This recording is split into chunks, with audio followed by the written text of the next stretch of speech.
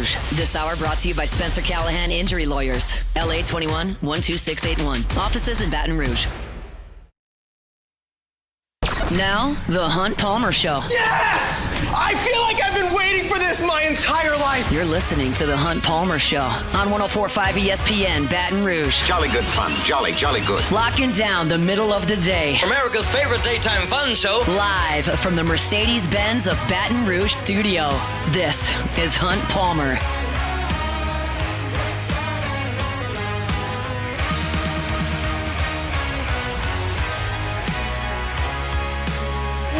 Welcome in. Hunt Palmer coming to you from the Mercedes-Benz of Baton Rouge studio downtown in the capital city on this Tuesday. Means we're brought to you by Plucker's Wing Bar. Hope your work week's off to a good start. Appreciate you hanging out with us on 104.5 ESPN Baton Rouge. Got Jacob Beck and Cassie Spazzali back there on the ones and twos. And we're fired up to be with you. Got a normal Tuesday guest, not quite in the same time in one case. Glenn West is going to be with us at 1:30 talking Tigers. Sharif Ishak with us at 2 o'clock to talk about the Saints. Sharif's got the thing to take care of around 2:30 as the Saints will be on their airwaves down there on WDSU coming up on Monday night against the Chiefs. So we'll talk all things Saints with Sharif. And then Sonny Ship is going to join us at 2:15. So it's a double dip on the Go 24/7 guys. Glenn in the first hour, Sonny in the second hour.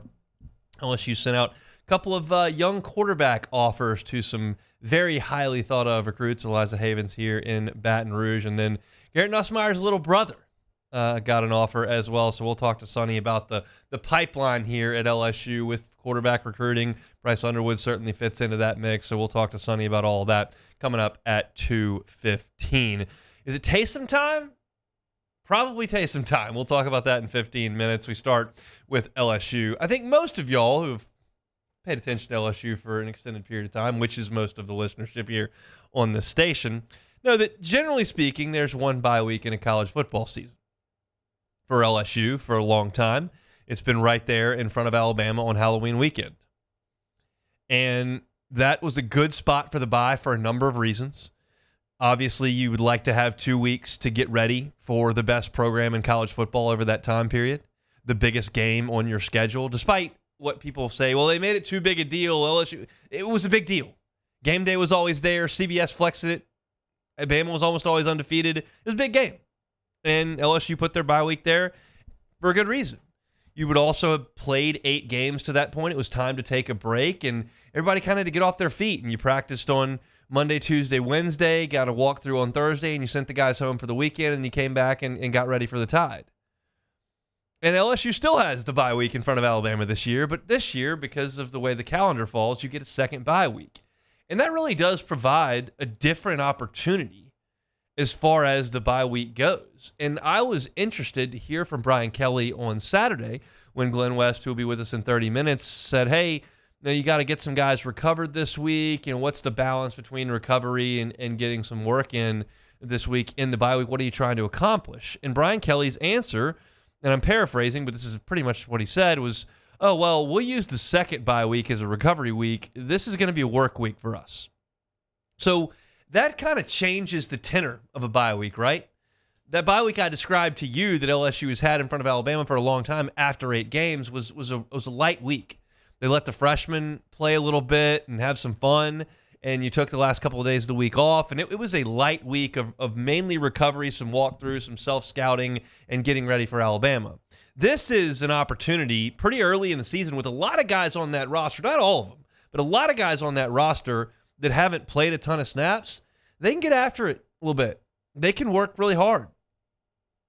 And you've got the opportunity to make some real improvements without the onus of a game plan being the center point of your week.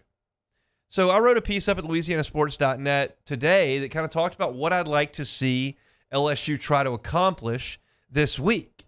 And the first bullet point that I came up with, and all apologies to Brian Kelly, I'm sure he's all broken up about it, but it is a week for recovery for some of these guys.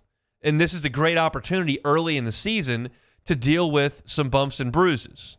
Very clearly, Caden Durham came out of that game in the first half on Saturday, and he's dealing with a foot injury, and he needs some time off. We talked about that yesterday. But it's a great chance for him to take some time off and not feel like you're falling behind. Zy Alexander could not play in the game on Saturday because of concussion protocol. Well, he's your best cover guy. Have you seen the team on the schedule next? They throw it a little bit. In fact, they abandoned the run pretty much in the first half against Kentucky last week. I'd like to see Zy Alexander return to form. I'm glad there's a bye week here instead of having to immediately get ready for Ole Miss. Chris Hilton, I guess he's going to play eventually. I've told you the last 2 games I thought it was time to see him, and that hasn't been the case. But that's a guy who can use as much time as is offered, and that's a guy who needs to get ready. Emory Jones hasn't really missed time, but he needs a minute.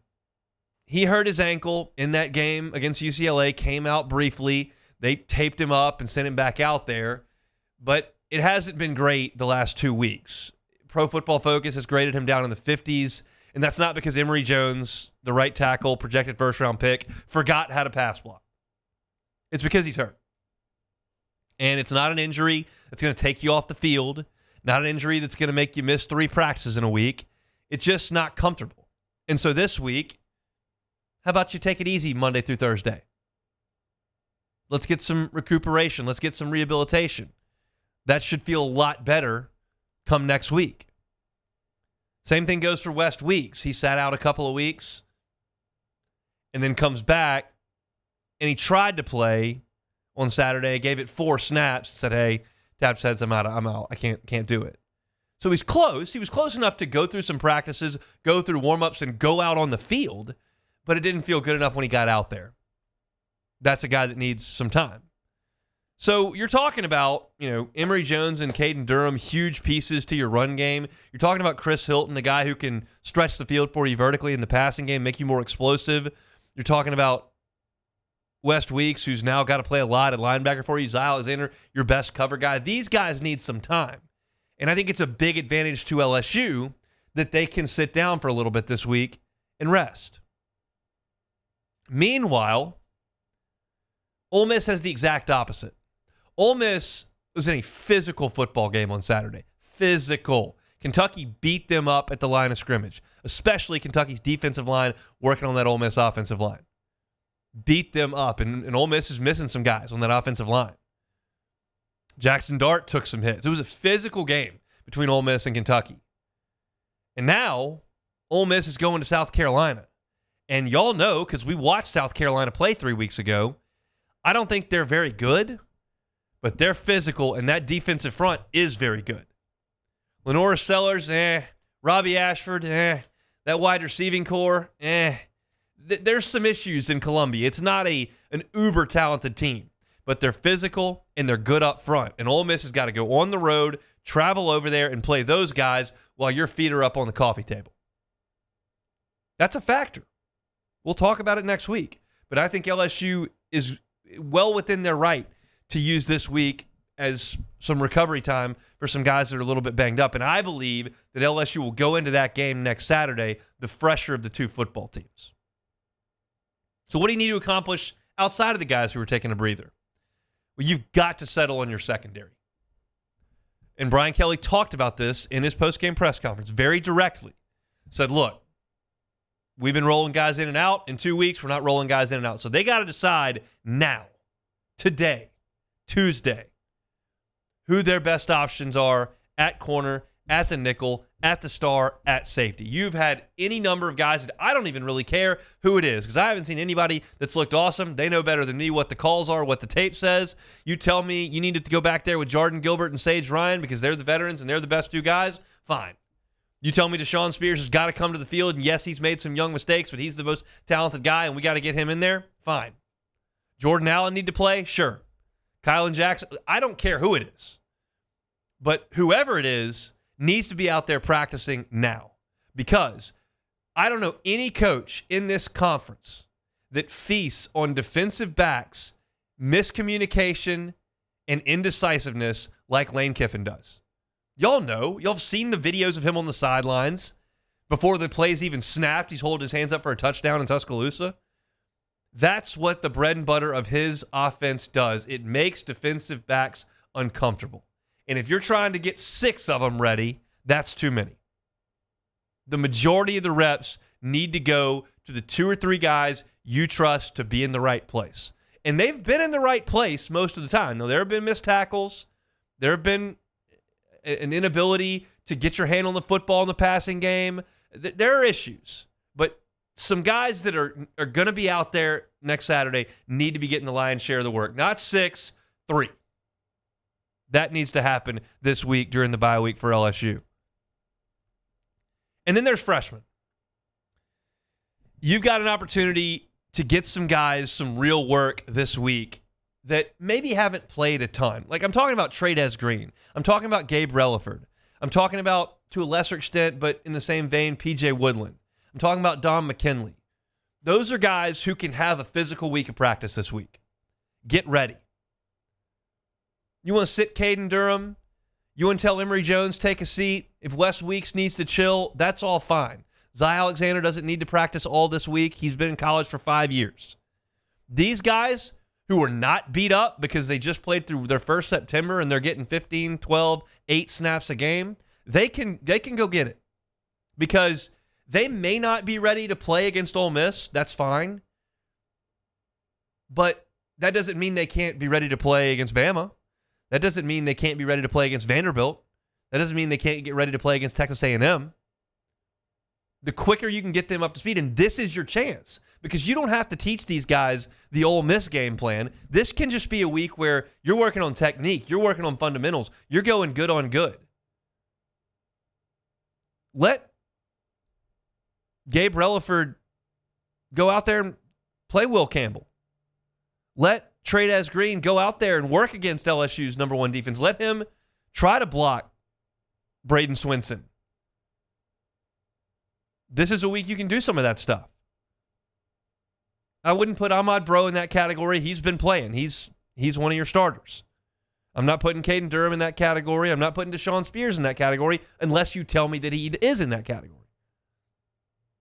But this is a week that's not like the other weeks, so you got the opportunity to do that. So for me, those are kind of the 3 focal points for this LSU off week. Certainly you're trying to develop the entire team. Certainly you're going to introduce some Ole Miss things this week. Like, obviously, I'm not painting this thing black and white, but to me, you got to get some guys off their feet.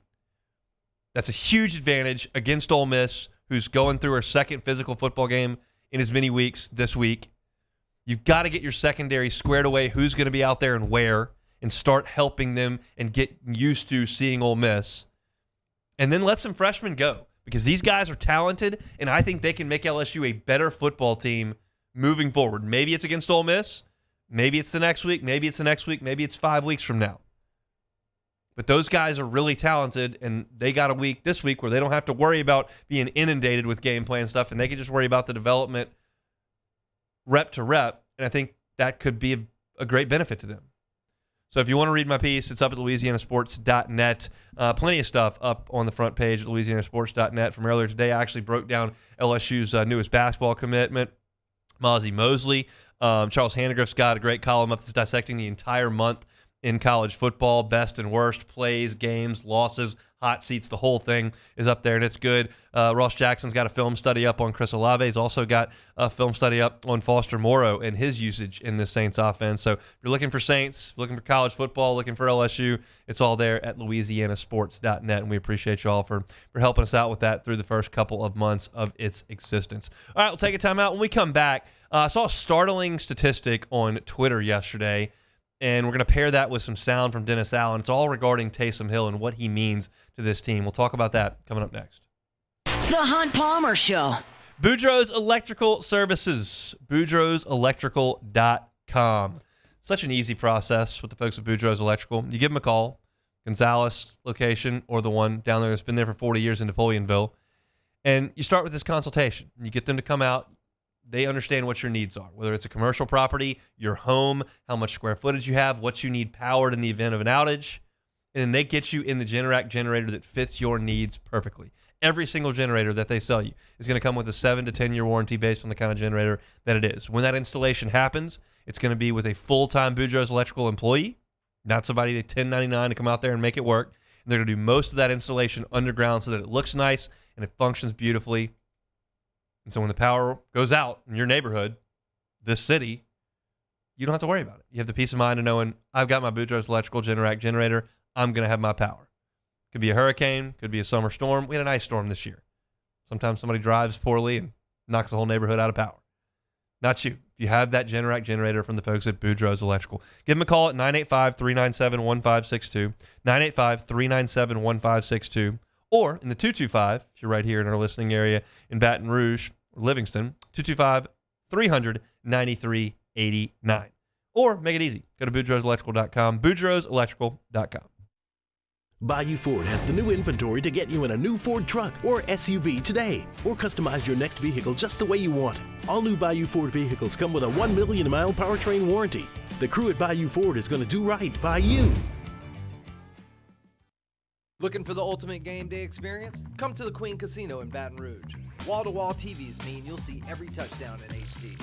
Place your bets and feel the thrill of every play with our DraftKings Sportsbook. The Queen Casino, where every moment is a win.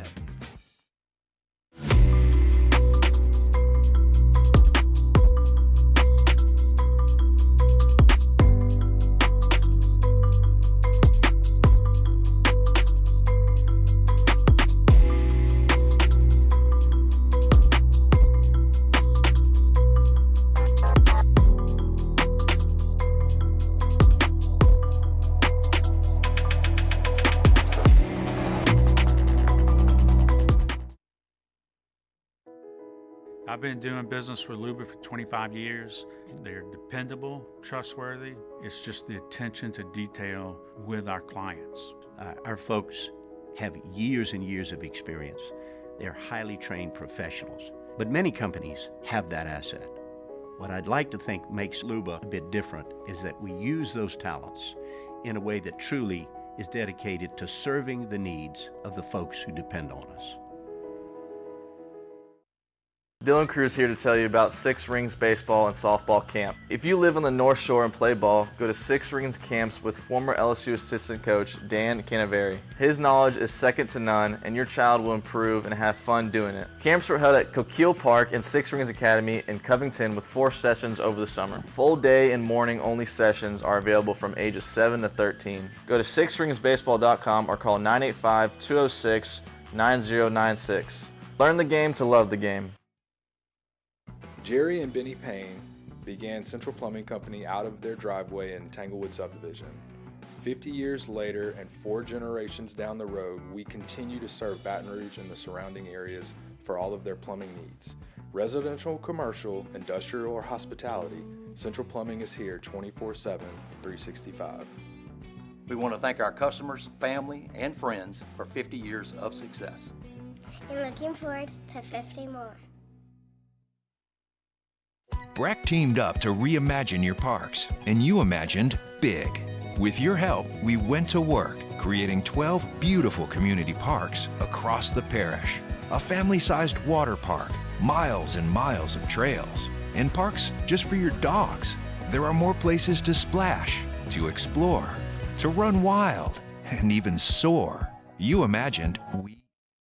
You're listening to The Hunt Palmer Show, brought to you by Plucker's Wing Bar.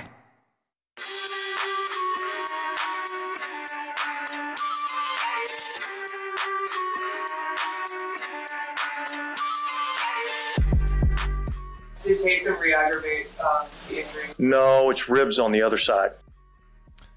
That's Dennis Allen talking about Taysom Hill back on Sunday. Asked to the re-injure chest. No, it's ribs on the other side, he says. And obviously that was pretty impactful in the game. Dennis Allen was asked again after the game, like how much that impacted the game. Well, look, I mean, you lose a player like that, it affects you. But I still think we had enough guys on the field that could have made enough plays to give us a chance to win.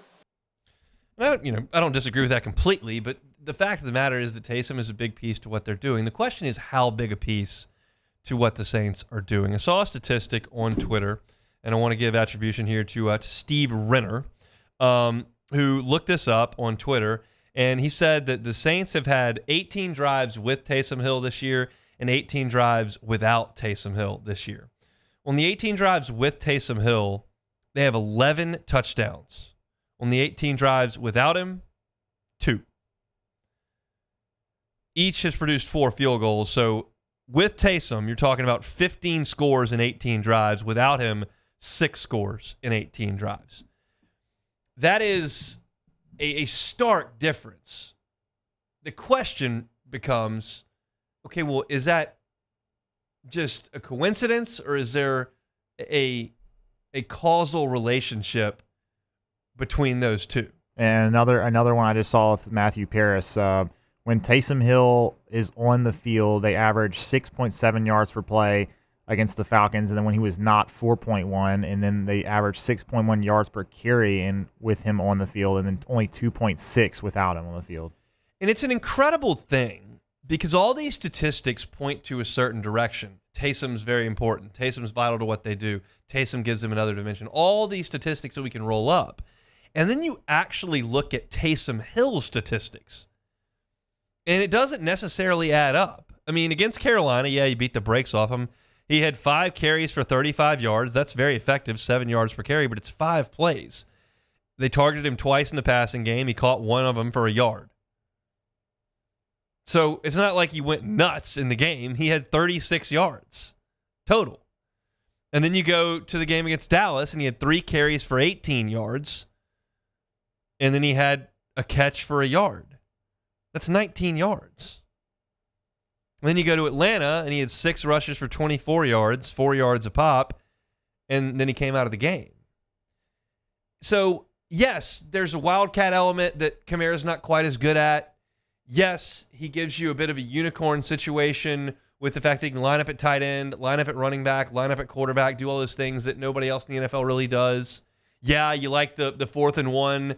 They hand it to him when he's stacked up there in the wing back formation, and he runs forward. Like, they do some things with him that they don't do with really anybody else. But the impact that we're talking about here with Taysom Hill and how massive it is on the scoreboard and with these scoring drives and in wins and losses and all of these things, it doesn't really bear out in his statistics, which is interesting. So Dennis Allen was asked if they're over-reliant on Taysom Hill. Do they depend too much on him in their offense? And this is what he had to say yesterday. I think we still feel like we moved the ball and we scored a touchdown to take the lead with a minute to go in the game. So I felt like there were still some things that we could do. I think that we've got to eliminate, some of the mistakes that cost us a little bit. But yeah, I wouldn't say that's the overriding factor. And it would be difficult for me to sit here and tell you that they're over-reliant on him. I just gave you the statistics. They're giving him the ball like 5 or 6 times a game. That's not over-reliant. You want to tell me that the Titans were over-reliant on Derrick Henry for a decade? I could maybe get on board with that. They were giving him the ball 28 times a game. This is some wrinkles here and there. It's not a staple of their down-to-down offense. It's just a great wrinkle that they've got that most teams in the league don't have. And so DA was also asked on Monday, do you have to monitor his durability more, being that he's a little bit banged up and he's over 30 years old? I think we got to keep that in mind, and I think I've said that for the last couple of years. You're talking about a guy that's, he's had some injuries in the past, and he's still an effective player. He's getting a little older, but he's still an effective player. And so I think we got to be mindful as to, how many times we're running him into the briar patch. Yeah, be mindful of how many times you're running him into the briar patch, but you're not shoving him into the briar patch 28 times a game. I think you've just kind of caught a couple of bad breaks where he got the chest injury, and then you thought he might be able to go, and he couldn't, so he sat for a week. And then he came back in, and you got a rib injury on the other side. He's physical. He runs hard. He takes a lot of contact, yes. But if he can't run to the quote-unquote briar patch 6 times, how good is he? How useful is he? Here's kind of my analysis of this big picture. Like, I think the Saints need to feature Taysom Hill game to game. I think he gives the opposition a lot to think about when he's in the huddle and you don't know where he's going to go when he breaks the huddle. I think you've got to account for him on most plays, and I think the Saints are doing a good job of involving him in different ways. I praised them after the first 2 weeks for tossing the ball to Taysom Hill and throwing the ball to Taysom Hill and doing the direct snap to Taysom Hill and lining him up at running back and lining him up at wide receiver and splitting him out wide and getting him back in the Wildcat. And I applauded the Saints for that and still do. They still should do that. But they're not over-relying on him, and they're not putting him in harm's way. This is just some crummy luck. And unfortunately, the crummy luck has struck at guard, it's struck at center, it's struck at wide receiver, it's struck at running back, it's struck at Taysom, it's struck at linebacker twice, it's struck at safety, it's struck at corner. Like, crummy luck is prevalent right now in black and gold. But I don't see anything wrong with what they've done with Taysom Hill. I don't think they're over-reliant on him. I think he's very important to what they do. I think they should continue to feature him if he's healthy. And I can jump on this organization for any number of things over the last 3 years. The last month of using Taysom Hill is just not one of them. Yeah, I agree with you. And I think there may be some people that say that the stats are a little skewed because he tends to finish off drives and then in the goal line. And obviously, the Falcons game was an example of that where he had 2 touchdowns. But I think the effect he has on the game is just way more than him getting the ball. I mean, he can be. We've seen him be a blocker, and he does what he does well in that sense. And just him being on the field when he's on the field, the team has to account for him every single play he's out there. You know where Chris Olave is going. Yeah. You know where Shaheed is basically going. Yes, they've tossed him the ball a couple times. You know where Juwan Johnson's going. You know where Alvin Kamara is going. You don't know where Taysom Hill's going to go. They break the huddle, and then it's like, okay, well, we got to go find him, and then you've got to have someone to account for him that's capable of handling that assignment, whether he's going out and cover it for a pass, whether he's back there in a wildcat spot, whether he's lined up at tight end.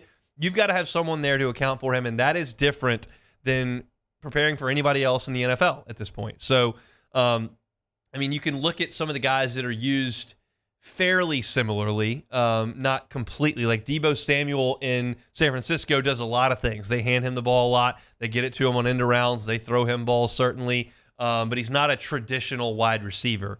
Like Taysom's not a traditional player in that sense. But to me, again, I can get on DA for a number of things and try to critique some of the decisions they've made. This is not too big a workload. This is not a situation where the offense completely bogs down. The Saints, without Taysom Hill, didn't score as many touchdowns as they did early in the game, but they did drive the football. I mean, consider the fact that Taysom didn't play in the fourth quarter. They drove right down the field, got to goal to go at the 7-yard line, and they didn't get it in. Now, you could say, well, if they had Taysom, they could have gotten it in. Well, they drove the ball the length of the field, and they didn't score a touchdown. There's no guarantee Taysom Hill was going to score a touchdown there. And then they got the ball back, and they did drive it right down and score a touchdown. So, again, I don't have a huge issue with this. I understand the importance of the topic. I understand the beat writers asking these questions because I think they're worthwhile to ask, and I think the answers are interesting. But I'm in the Saints' corner here. I think they're doing everything right with Taysom Hill. I think they've used him properly when I did not think they used him properly last year. I thought too often he got things going, got into a rhythm, and they went away from it. I think they've done a good job with him this year, and I think they'll continue to if he's healthy. And we'll see if that's the case on Monday. You got an extra day to get ready, and we'll see if Taysom Hill can give the Saints a bit of a spark in Kansas City. If you're looking for Saints Talk, you can find it on our YouTube channel, Hunt on Saints, all the time. Subscribe to it. You'll get it right to the homepage, Hunt on Saints. Also, we're embedding videos into all our stories at LouisianaSports.net now. So if you're there reading some articles, you'll also get the corresponding YouTube video right there at the bottom of the story. So one-stop shop there over at LouisianaSports.net. We'll step aside when we come back. Glenn West talking Tigers, The Hunt Palmer Show. The Hunt Palmer Show. Had a real cool conversation with my guy Mitchell Fisher from Audio Video Security Solutions earlier today, and he was so proud of this work they had just done. It was really cool. He showed me some pictures of it and some video of it, and it's fantastic stuff. It was on a lake house. I know a lot of people here have properties that are on the water, whether it's over the Diversion Canal or up at False River, whatever the case may be. If you've got a property on the lake, but you fight Wi-Fi down on the dock, well, he's got a fix for you. And it's technology that's certainly above my head, but he can install some software and technology on the dock that can link up to your Wi-Fi backup at the house so that everything's on the same network. It's so easy, so convenient, and everything can be controlled at the touch of a button. So if you're trying to handle the music that's out there, if there's a television out there for whatever the case may be, you can control it all just like you did back up at the house right there on an app on your phone. It's incredible technology, and they handled it earlier this week. If you've got a property or you've just got a situation where you'd like to connect some Wi-Fi on your property, if it's waterfront or not, he can help you with that at Audio Video Security Solutions. That's just part of their fantastic customer service and the technology and where they are on the forefront of that industry. It's stuff that I have no idea about, but they can handle it. So if you've got questions or want to ask about that, you give Mitchell Fisher a call. I give you a cell phone number each and every day. That's incredible customer service, and that's the way they run things at Audio Video Security Solutions. You can call Mitchell, 225-439-7920, 225-439-7920. They're the People's Choice Award winner for Best Vendor at the Parade of Homes, and that's because they're awesome folks, and they do awesome, awesome work. It's Audio Video Security Solutions, avssla.com.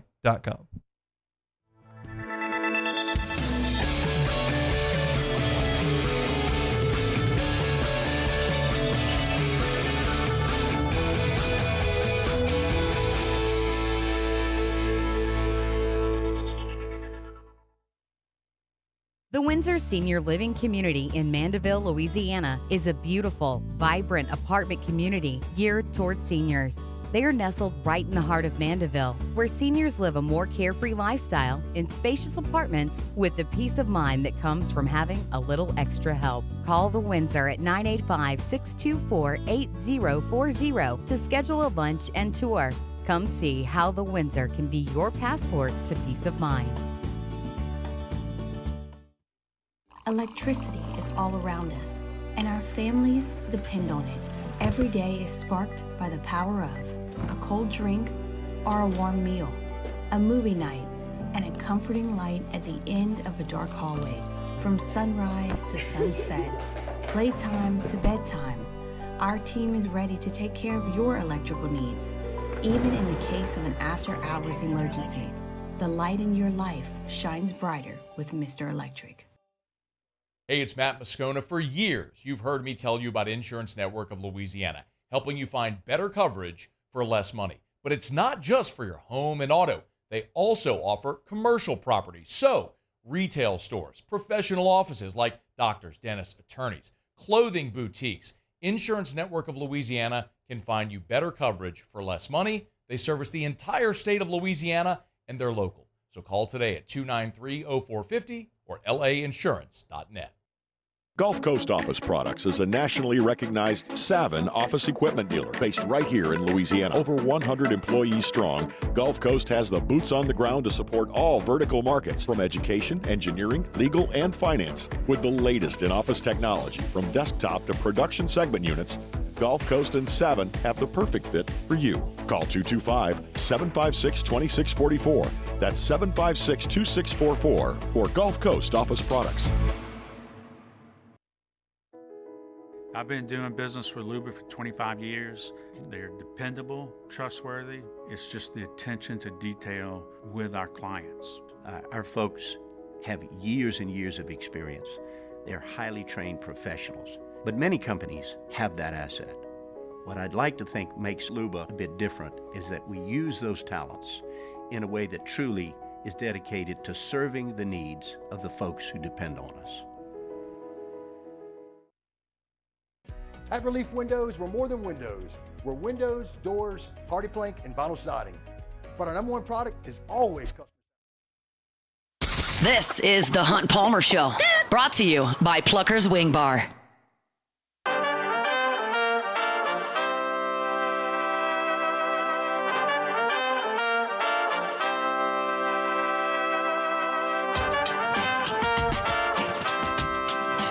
Chugging right along here, Tuesday edition of the Hunt Palmer Show, brought to you by Plucker's Wing Bar. We'll be out at Plucker's tonight watching some playoff baseball. Sports Trivia, 8:30 on the Nicholson location. Have you out of there by 10 o'clock if you want to come watch some baseball, win some gift cards, drink some beer, eat some wings. Awesome time to do it every Tuesday. Plucker's Wing Bar, they're our Tuesday sponsor each and every week. Shout out to the folks at Plucker's. If you don't like our wings, we'll give you the bird. Big Go 24/7 day on the Hunt Palmer Show today. Sonny Ship going to be with us in about 40 minutes talking quarterback recruiting. Glenn West with us every single Tuesday. Joins us now on the Jim's Firearms Hotline. Glenn, how we doing? Hey, Hunt, doing great. Glad to hear that Sonny's hopping on board here in a couple minutes. We got to That's talk. great. We got to talk 5-star QBs. There's tons of them. LSU just lives in the 5-star QB world. That's obviously the way it always has been around here. So we got to talk about that. Imagine telling that to yourself, 7-8 years ago. I mean, look, LSU had a quarterback there for 400 yards on Saturday, and most people want to talk about 2 interceptions. So it's amazing how perspective changes a little bit. What did you make of LSU's performance back on Saturday night against South Alabama? Yeah, I thought really strong. I thought offensively and defensively they came out and they wanted to put this thing away pretty early, and it was really the first time we got a chance to see them do that. I thought they executed extremely well. Obviously, the 2 explosive plays by Caden Durham to kind of get you started there, I think kind of really set the tone for the rest of the game. I thought for the most part, Nuss's decision-making was really strong. You got a number of guys involved. I believe 11 different players caught passes in this game, so it was good to get a number of these younger weapons involved as well throughout the course of the game when you built that lead up. But I walk away every week more and more impressed with a guy like Aaron Anderson. I think he's been just spectacular for LSU in these first 4 or 5 weeks, and I would expect him to continue to have a huge role going forward. But and then defensively, I thought that they did a nice job of kind of mixing things up. They got after Lopez a little bit. Whit Weeks and Greg Penn were really flying all over the field, so that was a really strong sign to see that. Obviously, considering what the bad news that they kind of got dealt last week with Perkins being out for the year, it was good to see those 2 veteran linebackers kind of come out and show that they can still be a really fast and athletic defense in the middle of that field. So all in all, really good. You hope that Durham's injury isn't all that serious, but other than that, you got out relatively clean health-wise. So now you get a chance to recover a little bit this week and gear up for what's going to be a really great atmosphere on October 12th. It will be. When they walked off the field in Vegas, everybody kind of knew that there was nothing they were going to be able to do to kind of cleanse that over the next month. Like they were just going to have to find a way to get through it undefeated, get to the bye week, and then see what happens when Ole Miss comes to town. Do you think they got better over the course of that month?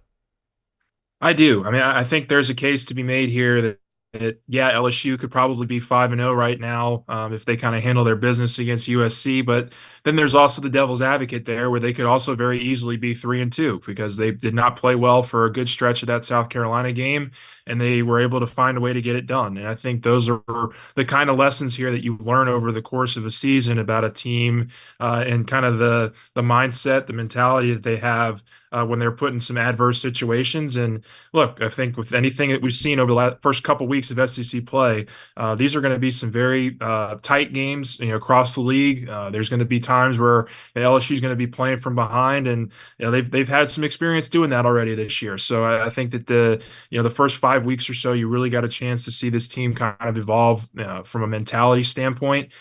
We got to wait and see if they can do it against an SEC caliber opponent, but I do think that they've made some real strides in that department and are playing a little bit cleaner than maybe they were earlier in the year, where they were very mistake prone and they've eliminated some of the explosives on defense. They've kind of ramped things up, I think, on offense, and are really on the brink of hitting another gear offensively with kind of the run game exploding here over the last couple of weeks. So going to be very interested to see how this team looks against an Ole Miss group that has a lot to play for in that game all of a sudden.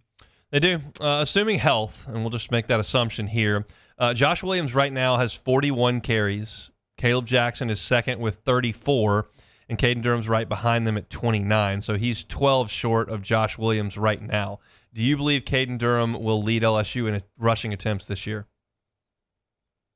I do. If health is out of the question here, and he's able to play, these next 7-8 weeks, I think they've really found something with him and being the explosive kind of complement to the passing game that they've really wanted or been looking for these first 4 or 5 weeks. I mean, he's not only just extremely fast, but he's very smart, knowing when to hit the holes, knowing how to get leverage on defenders, make guys miss, break some tackles. I mean, those are all the things that, Brian Kelly's talked about for weeks that they've been looking for out of that group. And you just watch him run. He just looks different than everybody else that's, kind of getting these carries. So I would expect him to have a very integral role in the offensive game plan. That doesn't mean that Josh Williams or Caleb Jackson are going anywhere. I think both of those guys will continue to see carries as well. But I think here, if you're LSU and an LSU fan watching from afar, there's been no better statement made by a young freshman than Caden Durham and what he's been able to accomplish so far in his young career. Glenn West, our guest, Go 24/7 senior writer. All your LSU team coverage as well as recruiting. They got you covered over there at Go 24/7. So we live in the fans world. Y'all got the message board. We've got chat, Twitter, all that kind of stuff. We hear from the fans a lot, and the more vocal fan is generally going to be the negative fan. And the feeling around the defense hasn't been all warm and fuzzy for the last year and a half. That's obvious. But when we talk to the players on Tuesdays, I'm struck by how positive and upbeat they are. Now, they're 18, 19, 20-year-olds who are not jaded 45-year-olds who have had 6 Miller Lights, but it's to me, it's been refreshing to hear just how upbeat these defensive players are. They believe that they're close and that they're getting better. Brian Kelly keeps saying that into the media. Do you buy into the fact that they're getting better? I do, and I think a lot of it has to do with the fact that they're all running around and all having opportunities to make plays. I mean, I think that when you're a defensive player, step number one is eliminating some of the big plays and being sound in coverage, being good technique wise. But another big part of it here is being able to use your athleticism to your advantage. And I think LSU's defensive line has certainly shown that. Savion Jones, Braden Swinson. This last weekend, we got a chance to see a healthy Deshaun Womack create some havoc back there. These guys are creating pressure. They're forcing turnovers. They're forcing negative plays. They're getting off the field on third down more consistently than they were a year ago. And I think a lot of that kind of just translates to better vibes defensively. And look, is it a perfect defense? No. I mean, I think they still have some real holes and some areas of concern that could crop up again in SEC play. But I do think, to your point, this element of fun and kind of entertaining and just kind of being able to be the best versions of themselves is something that we're starting to see from this group. And you certainly get that sentiment from the players. They got to cut back on the explosive plays. They've got to continue to get off the field on third down. But I think most fans that are watching can see a difference from last year to this year. And for me, it lies in the playmaking ability that all these guys have shown and the development that they've had over the last year. Statistically speaking, the run defense and the pass rush have been better, especially after the 2 explosive runs by South Carolina. The pass coverage has not gotten a ton better. How much better can they get? Is that just going to be a weakness all year, or can Corey Raymond and the rest of that staff kind of figure something out as far as personnel and development and coverage? Yeah, they're going to be tested all season long. I think, offenses are certainly going to key in on that. They already have, and they're going to be facing some really great SEC passers over the next several weeks. I mean, whether it's Jackson Dart here on October 12th or Jalen Milroe, obviously in November for that big game against Alabama. I honestly don't have a good feel for that answer. I think you're going to have some big plays that are given up, but I do think that they could maneuver some things around. Like I love seeing Deshaun Spears out there for the many reps that he's getting. I think he's only going to get better. I think Ashton Stamps is a player who's growing in terms of confidence. PJ Woodland got a start against South Alabama, and so these are all younger players, younger guys that just haven't been through it all that much yet. So yeah, I think that's just a roundabout way of saying that there's going to be some mistakes, but I also think that there will be opportunities because of this front seven for them to maybe make some plays as well. And I will say, I think that their coverage, they're around the ball. Last year they weren't even around the ball for a lot of these plays that they were giving up. And so, if you're kind of around the ball and you get a tip, or if you just kind of get your hand in there, there's some opportunities, I think, to make some plays and get off the field. You got a feel for the Ole Miss South Carolina game on Saturday. Interesting spot for Ole Miss there. Yeah, I mean, they've got to win that game. I mean, they're all of a sudden now they're in a must-win situation against South Carolina. I don't know much about kind of Sellers' availability and if he'll play or not, but yeah, that's going to be a hugely important game.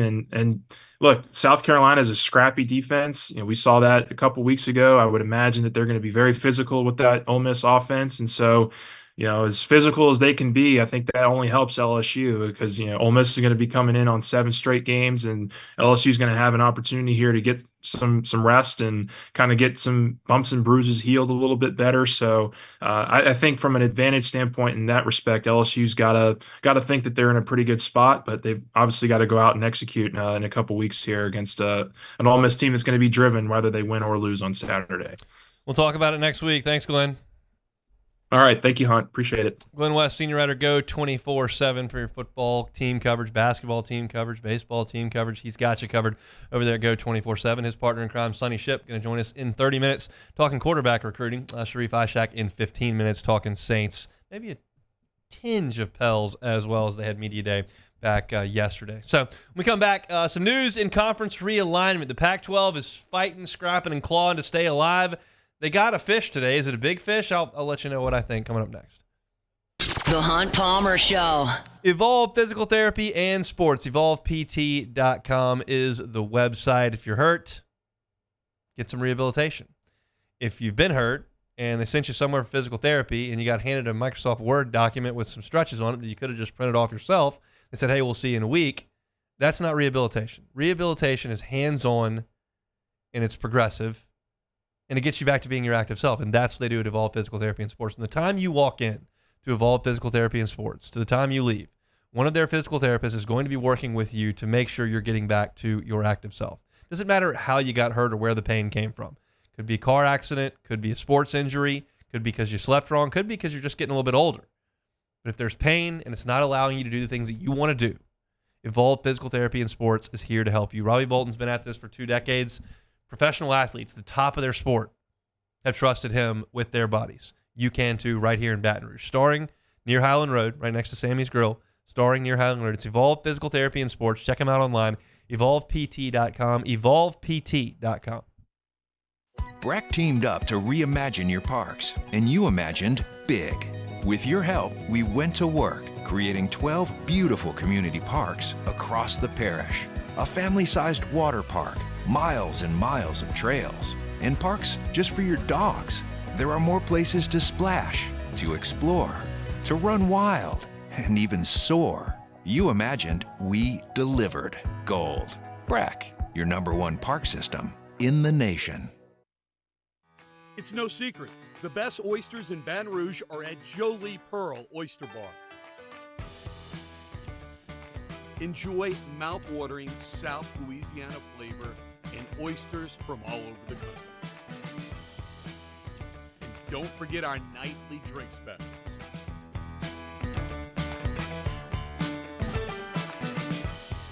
Jolie Pearl Oyster Bar, located in downtown Baton Rouge.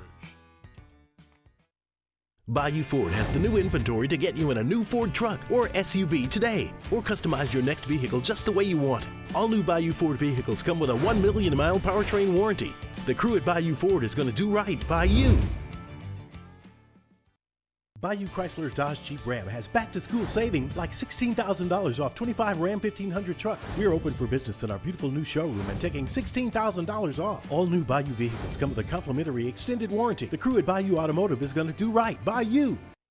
Dylan Cruz here to tell you about Six Rings Baseball and Softball Camp. If you live on the North Shore and play ball, go to Six Rings Camps with former LSU assistant coach Dan Canaveri. His knowledge is second to none, and your child will improve and have fun doing it. Camps were held at Coquille Park and Six Rings Academy in Covington with 4 sessions over the summer. Full day and morning only sessions are available from ages 7 to 13. Go to sixringsbaseball.com or call 985-206-9096. Learn the game to love the game. Jerry and Benny Payne began Central Plumbing Company out of their driveway in Tanglewood subdivision. 50 years later and 4 generations down the road, we continue to serve Baton Rouge and the surrounding areas for all of their plumbing needs. Residential, commercial, industrial, or hospitality, Central Plumbing is here 24/7, 365. We want to thank our customers, family, and friends for 50 years of success. And looking forward to 50 more. Electricity is all around us, and our families depend on it. Every day is sparked by the power of a cold drink or a warm meal, a movie night, and a comforting light at the end of a dark hallway. From sunrise to sunset, playtime to bedtime, our team is ready to take care of your electrical needs, even in the case of an after-hours. You're listening to The Hunt Palmer Show, brought to you by Plucker's Wing Bar.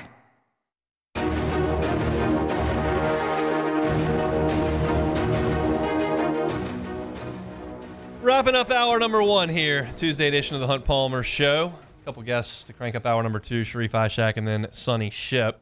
Saw this on the internet earlier. A guy from Barstool, Tate, he had an idea that for every day in October, he was going to place a minus 1,000 bet, meaning you have to bet $1,000 to win $100. The way it started is he was going to bet $100 to win $10. And he was going to roll over that and bet it all every single day. And he said, if I hit every one of these bets that's minus 1,000, I'll have $2,000 at the end of the month in winnings. So his first bet was today, Tigers and Astros. Will there be a double play in the top of the first inning? He bet no, minus 1,000. So the Tigers were facing Framber Valdez. Vierling grounded out to first. Malloy walked. Green grounded into a double play, 4-6-3. So the first day, this guy had a month-long bit scheduled for bets. The first inning of the first game, he has lost. Yeah, that is a thing of beauty in the gambling world. Also, not a great bet anyway, because Framber Valdez is a ground ball pitcher, so... Yeah, you just... I mean, you never know, but still, I don't know. It's a very, very possible thing. It They're going to is, ground into double yeah. play, but there's a reason there are odds. And, like, I just find it hilarious. It's like everybody in America was out in Survivor this week after 1 week because the Bengals lost. I was out after 1 week. I've been out after 1 week like 3 different times now. And you think that things can be so easy. There's a reason why these casinos just laugh it all the way to the bank. I saw it's unbelievable. Even more unbelievable than that, I saw a guy on Twitter bet $100 on Jared Goff scoring a touchdown on their sixth drive. The odds were like plus 8,000. So he has to run it in. Yeah, well, no, it just had to be any kind of score for Jared Goff. He could throw it? No, he couldn't throw it. Okay, yeah, he had to either catch or run it in. Right. And they did the Philly special on the sixth drive, and he That's got pretty it. good. I saw something. I mean, you never know what of this is real and what's not. But one guy was on. He had a first touchdown parlay of like 5 different guys 2 weeks ago, and the last one he needed was Chase, and he threw it to Chase down the sideline for a touchdown, and in the Commanders game, and he won like $140,000 or something. That has not happened to me. To this point, I'm more of a lost $100 or up by 130, 150. That's kind of where I generally live. But I think it is hilarious to have a Twitter content idea on Barstool that you think is going to potentially give you a couple of weeks of content. If it goes perfectly, a month of content, which it likely wouldn't. And after, I mean, how long would that first inning of the top of the first inning have taken? The double play was probably 6 minutes into the game. Yeah, 6 minutes into the month, you've already blown that. I mean, I'm sure he'll probably go back and try to. So we'll start again on the second, which I guess is better than it losing like after day 4. But it's just funny how things work out like that on the internet from time to time. So I was going to talk about here that Gonzaga is joining the Pac-12. I guess I'll briefly do that. They're joining. Obviously, Oregon State and Washington State and San Diego State and Boise State thinking about jumping in there. And they're one team short of a full conference. Gonzaga will play only everything but football. They will not. They obviously don't have a football program, so they're not going to play football, but they're going to be a member in everything else. And I just kind of look at this, and it doesn't move my needle at all. I understand why the Pac-12 officials are attempting to do this. And I guess once I see the finished product, I'll evaluate whether or not it's better than the Mountain West. But it seems to me like the Mountain West is just moving and changing logos on their jerseys. And that doesn't do anything to me. Like, it's not the Pac-12 because USC and Oregon used to play there. And I've talked about this now for 3 weeks. But a lot of folks on the internet are acting like, oh, what a great get for the basketball league of the Pac-12 to pull in Gonzaga. And I'm going, yeah, I mean, is there a huge market for Gonzaga versus Washington State basketball? Like, who's watching that? Nobody. Is there a huge market for Gonzaga, San Diego State basketball? I just don't know that I see it that way. I think Gonzaga is a big name brand, and I think it's admirable that the folks who are employed by the Pac-12 are trying to make sure the Pac-12 doesn't cease to exist. But this is not moving my needle at all. And so it pops up and you're like, okay. And this doesn't go into effect until 2026 anyway. So you got a year and a half before it even matters. But I don't see a huge difference in Gonzaga playing Washington State and Gonzaga playing Pacific or St. Mary's. I guess that's crazy, but it feels the same to me. So Tigers jumping on the Astros early there at the juice box. They got a couple of runs across here in, I believe, the second inning. Full house there in Houston, but the Tigers are off to a good start. What a crazy story the Tigers have been. They were absolutely dead and buried in the middle of the season and just got white hot out of nowhere. And then I forgot. I hadn't thought about this until it just kind of dawned on me watching the game. A.J. Hinch is the manager of the Tigers, and obviously he was there in Houston when the whole thing went down with the trash cans. So that's an interesting storyline that I hadn't paid any attention to since the Cubs got eliminated. But it is interesting, and there is A.J. Hinch right there. So we'll be watching that. We'll keep you updated on it. We'll be watching baseball at Pluckers this evening as well if you want to come by for a little bit of sports trivia. We'll step aside for Sports Center. When we come back, we're talking Saints with Sharif Ishak in 20 minutes. 5-star quarterbacks offers going all over the place from LSU. Sonny Ship will fill you in on the latest. Come back with us. It's a Tuesday edition of the Hunt Palmer Show. Bayou Chrysler Dodge Jeep Ram has back-to-school savings like $16,000 off 25 Ram 1500 trucks. We're open for business in our beautiful new showroom and taking $16,000 off. All new Bayou vehicles come with a complimentary extended warranty. The crew at Bayou Automotive is going to do right by you.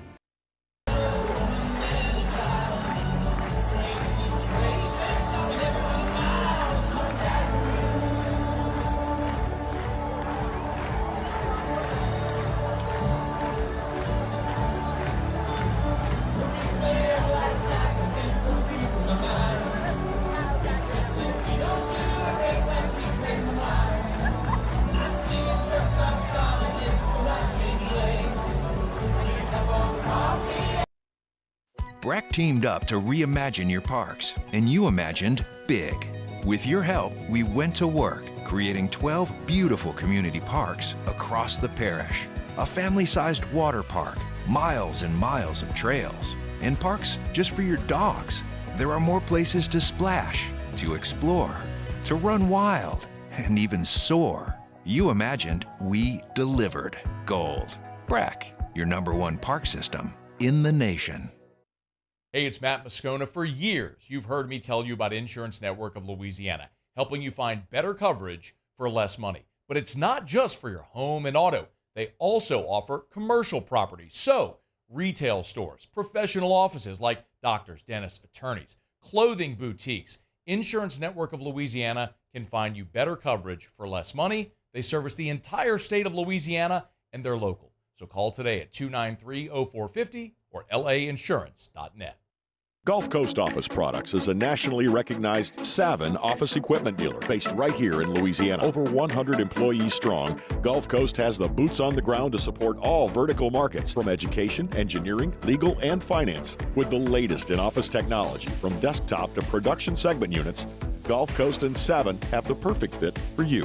Call 225-756-2644. That's 756-2644 for Gulf Coast Office Products. I've been doing business with Luba for 25 years. They're dependable, trustworthy. It's just the attention to detail with our clients. Our folks have years and years of experience. They're highly trained professionals. But many companies have that asset. What I'd like to think makes Luba a bit different is that we use those talents in a way that truly is dedicated to serving the needs of the folks who depend on us. Dylan Cruz here to tell you about Six Rings Baseball and Softball Camp. If you live on the North Shore and play ball, go to Six Rings Camps with former LSU assistant coach Dan Canaveri. His knowledge is second to none, and your child will improve and have fun doing it. Camps were held at Coquille Park and Six Rings Academy in Covington with 4 sessions over the summer. Full day and morning only sessions are available from ages 7 to 13. Go to sixringsbaseball.com or call 985-206-9096. Learn the game to love the game. Jerry and Benny Payne began Central Plumbing Company out of their driveway in Tanglewood subdivision. 50 years later and 4 generations down the road, we continue to serve Baton Rouge and the surrounding areas for all of their plumbing needs. Residential, commercial, industrial, or hospitality, Central Plumbing is here 24/7, 365. We want to thank our customers, family, and friends for 50 years of success. And looking forward to 50 more.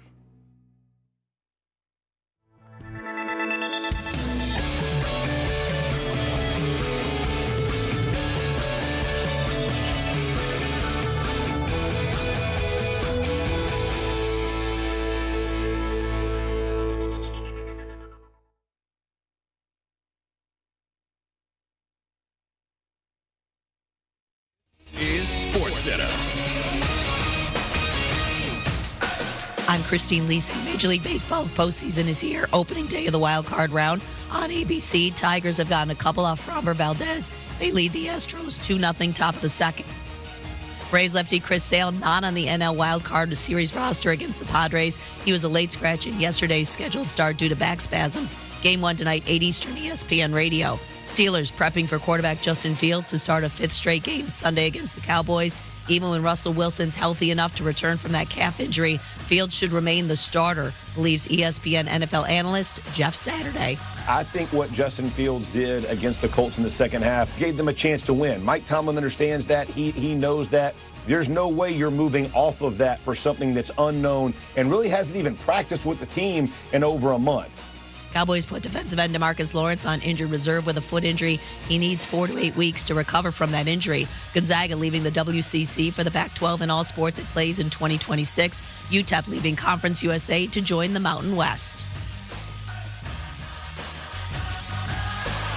Hey, it's your resident Super Bowl champ, Chris Candy, coming up Wednesday. Dak, Burrow, Tua, Lawrence. They all got paid this year, but they haven't looked good. I'll tell you if that's cause or coincidence. It's unsportsmanlike, 6 a.m. Eastern, right here on ESPN Radio, ESPN2, and ESPNU.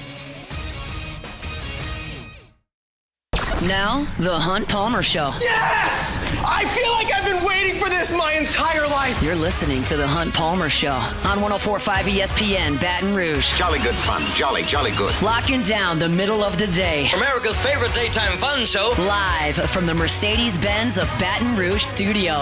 This is Hunt Palmer.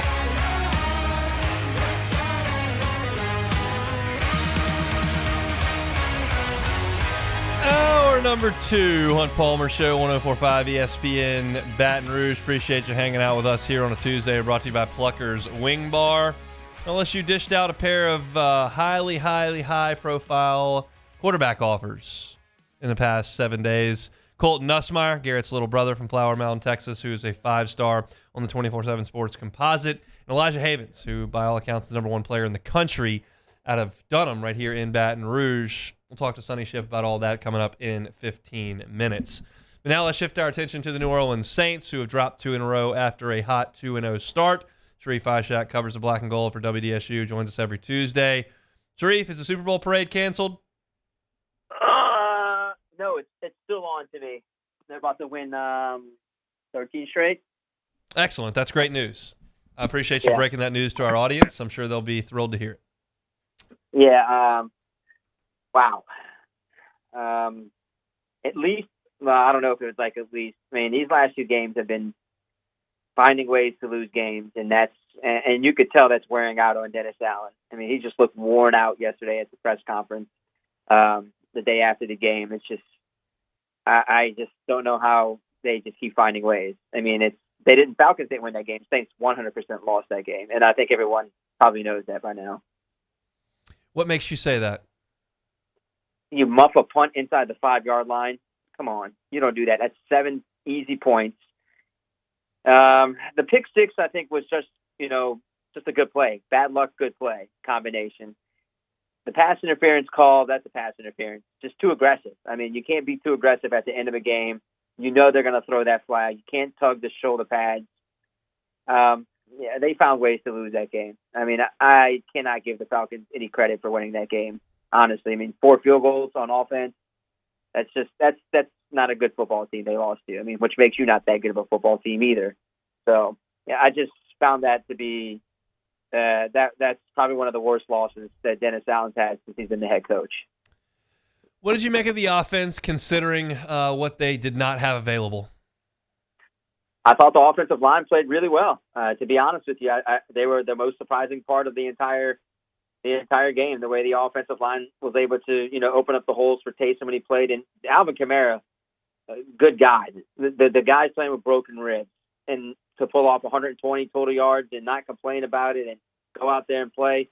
I mean, that's 1A, 1B. I mean, I'd probably say Alvin Kamara was the most surprising in how effective he was, and Olave with the hamstring, how great of routes he was running out there. But those three, they were outstanding. They played some really good football. I mean, I thought the offense played pretty decent for the most part. Now, the thing, Hunt, this is where I agree with Dennis Allen yesterday. He said our offense shouldn't have to really rely on Taysom Hill. He feels like a lot of people are making Taysom Hill out to be this superstar. He's good, right? He's really good, and I agree with this. But your offense should not take massive step backwards without him. This offense, Clint Kubiak has to find a way to adapt and adjust. This is me saying this for the second straight week without Taysom Hill. Like, if they get punched in the face, you better learn how to punch back. And you have enough weapons to do that without Taysom Hill. Don't rely on a 35-year-old gadget player to be your entire offense. And when he goes out, it goes flat for a few quarters. Is that how you see it? You see it as him as the most important player of the offense? He's a massive part of the offense. I just don't think he's the most important part of the offense. I think the most important part of the offense is your running game. And if your running game is working, your passing game is working. I thought the running game was working. It's just like I don't understand how they can't adjust without Taysom Hill. Like, you shouldn't fall into the ground once Taysom Hill leaves the game. Yes, I understand what he can do. He can block and play fullback, but you still have an offensive line that was getting nice push. You still had Alvin Kamara run the ball decently. Some of the play calls after Taysom left had me scratching my head. I don't understand the toss to the short field in the NFL. It doesn't really work in the NFL that much. Give the guys some space to run between the tackles. I thought they were running between the tackles fairly well in that game, but they decided, let me toss the ball to the outside of the short field. Let me go for it on 3rd and goal with a run. Where's the creativity? I thought this offense would be a little bit more creative in a game against the Falcons like that. They should have won. I mean, they should have won that game. But he's important, but I don't think he's the most important player on that team. I said he's massive for the offense, but not the most important. I came to the staff's defense a little bit there, but I did not mention the 3rd and goal call that you're talking about where they ran that toss and went absolutely nowhere and lost a couple of yards. That one was puzzling. I don't really have a good explanation for what they thought they saw there. They were obviously going to go for it, which they did anyway, so I know that they weren't necessarily hell-bent on scoring on 3rd down. They were just trying to get into a better position, and it didn't work out, but it just that play just got blown up from the start. It was not ideal. What do you make of Alvin Kamara, the way he's playing through pain, playing through injury, running hard without a contract in hand? I've just been incredibly impressed with Alvin Kamara. I remember after the first game of the year against the Panthers, and he said, "Look, I'm always going to be here for my team, my teammates, the city." He's like, "I owe it to them. I would never sit out. I'm going to play." And to see him go through pain and have a game like that just shows you, man, that he is backing up what he said. I mean, he's showing and not just saying. And I commend him. I commend him for that. I mean, they're going to need a lot more of that from Alvin Kamara this week because I doubt Taysom Hill plays. I mean, I do wonder how Olave feels because I saw him limp up off that hamstring at the end of the game whenever they scored that final touchdown. But, man, I'm starting to believe that AK might be the most important piece to this offense right now because he does a lot, man. The run game, the pass game really opens it up when AK is having a good game. Do you have any thoughts on these injuries? Demar Davis, Tyrann Mathieu, Cesar Ruiz, Kamara. I mean, do we expect any of those guys to come back on Monday? Man, Willie Gay posted that photo. Yeah, that doesn't look good. Looked like that's a broken wrist. The way somebody explained to me, a doctor that I know says he thinks it might be a broken wrist. The way that sling and the arm is in the sling. Tyrann looked like a groin. That's they said a groin. I mean, groin injuries aren't easy to come back from. I would say DeMario, the likely one. Maybe Cesar Ruiz. That was a knee injury. He had an ankle. Then it was a knee in that game against the Eagles. So I would say those are the top two candidates that can come back. I mean, the defense is going to have to try to win this game somehow. I don't know how they win this game in Kansas City, because I truly am not picking them to win this game. Maybe they surprise everyone winning a game they're not supposed to win, because that's what would make sense. But likely going to have to be the defense getting it started for the Saints and KC. But yeah, I'd say those two guys would be the biggest names, Ruiz and Demario Davis. How do they keep it close? I mean, you may have just answered they got to play defense, but how few points can you expect the Saints to hold Kansas City down to? Not Kansas City's been a juggernaut offensively this year, but they win. You know what makes me scared is that they win all 4 of their games. I think by 8 or fewer points so far. It's been 1-score games for each one of their wins. I'm just afraid that they're going to have that explosion eventually. Now they're hurt, man. I mean, he does have Xavier Worthy. He still has Travis Kelce, but it worries me that eventually they're going to break out and have one of those big games, and it could come at the Saints' cost. But to me, they have to control the ball, keep the ball out of Patrick Mahomes' hands, and do it. This is possession game. You have to keep them limited with the offense as much as possible. You've got to keep it a 24-17 game. Anything in the 20s or low 20s, upper teens, to have a chance to win that game. You want the ball out of his hands, regardless of the weapons he has or doesn't have. And I think it's going to have to be another turnover or 2 games with the defense. How do you like the Saints' chances to win the NFC South today? No, I don't. I told you. I thought when you asked me a couple weeks ago who I thought was the favorite. I still think it's the Bucs, and 2 weeks later, I still think it's the Tampa Bay Buccaneers. I mean, I get that the Saints are going through a tough part of their schedule, but you have to win some of these tough games. You have to win clutch games. They're 8-14 under Dennis Allen in 1-score games, and some of those are misleading because they were fighting to get back in, and they ended up losing those games by 1 scores. But at some point in time, the team has to find a way to be clutch and win clutch games. And right now, I see them as the second or third best team in the NFC South. What does the loss mean on Monday? As expected. I don't think anyone expects them to win that game. I mean, many people expected them to win the Falcons game. So, no, I mean, loss means nothing to me. I mean, it means nothing because I think everyone lost. A win would be like, oh, my God, maybe that they're better than we thought. So, I just doesn't change my projection of this team if they lose, because I think everyone had that as a loss. Will you be in Kansas City? We have the game on WDSU, so yes. We'll be in Kansas City. What's on the to-do list in Kansas City? Barbecue? I'm not. You're trying to get me to get the bell rung on me again, aren't you? Sure, I'll eat barbecue. I mean, I've had it before in Kansas City. I mean, it's good barbecue. Hopefully dealing with pleasant weather and good pregame and postgame show. How about that? You gonna hang out with Taylor Swift? Oh, sure. Why not? If she wants to come on the field and do a live interview, it might give me like a big time break in my career if she decides to join us live for our pregame show. I think you should look into that. Be an intrepid reporter. Do some investigative journalism. Find out where she's going to be. Might take the TVU up to the suite and go hang out and see if I can get like a live TVU interview with her in the suite. Might make my career the greatest of all time. Here it is. See, that's why you come on this show, to get just breaking ideas like that. So best of luck. Safe travels. We'll talk next week. All right, hon. Sharif Ishak, WDSU, talking Saints with us each and every Tuesday, usually at 2:30, but instead we bumped him up because he's got some work to do this afternoon regarding the New Orleans Saints. Let's talk some LSU football recruiting. Pair of 5-star quarterbacks got offered. Sonny Ship's going to tell us who they are, what they means, and whether or not LSU can get one or both of them. That's next. The Hunt Palmer Show. One Bath and Closets. OneBathAndClosets.com is the website. David Duvall and his team, 30 years redesigning and remodeling bathrooms and closets. Bathrooms can be a hazardous place, especially as folks age. That's the case. You've got a loved one in your life that's aging. I think maybe some precautions may need to be taken in the bathroom. One Bath and Closets needs to be your phone call. Non-slip floors, handrails around hazardous areas, tubs that are walk-in, and then put a stool or a bench in the shower. All those are things that One Bath and Closets does all the time. They also do tub-to-shower conversions. If you want to take out that tub, put in a new glass walk-in shower, changes the functionality of your bathroom, adds some value to your home as well.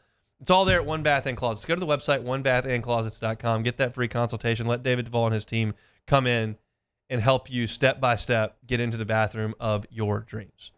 You got great reviews on the website. You got fantastic pictures of their great work on the website. You can get that free consultation, as I tell you, every single day. Go to the website, OneBathAndClosets.com, OneBathAndClosets.com. It's an everyday thing here. We work horses in the mornings and we work on the property during the day, and without these John Deere tractors, it'd almost be impossible to keep up with the place. I've dealt with some of the other colors and stuff, and I never really got the response back that I get from John Deere, We really enjoy dealing with Sunshine. They're good people. They always check on us and make sure our equipment's running, and we love them. Flip the switch and learn more about what it means to be powered by Sunshine at sunequip.com. There's nothing chill about a hot, sweaty line. Unless you add Mountain Cold Refreshment. Coors Light. Choose chill.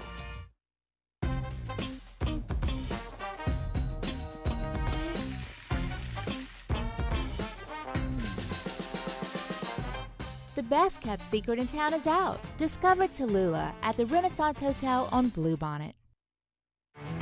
There it is, the extra mile, on the border of expected and extraordinary, for those willing to go further, like vans customized for work or play, with safety and tech to keep you connected, supported by a 5-star sales, service, and finance team, and backed by the 1-star you know. So go the extra mile. It's never crowded, because so few have what it takes to go there. Mercedes-Benz Vans.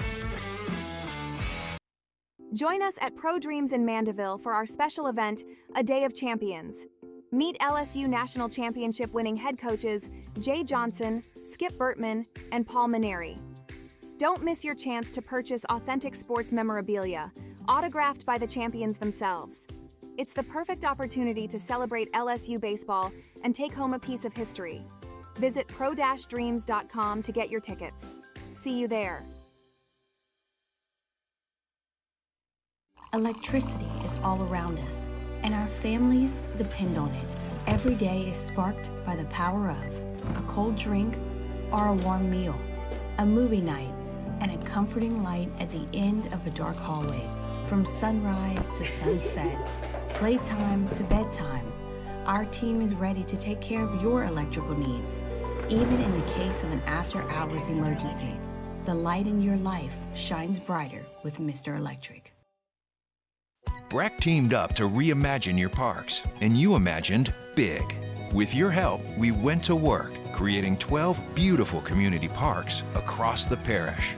A family-sized water park, miles and miles of trails, and parks just for your dogs. There are more places to splash, to explore, to run wild, and even soar. You imagined, we delivered. This is the Hunt Palmer Show, brought to you by Plucker's Wing Bar.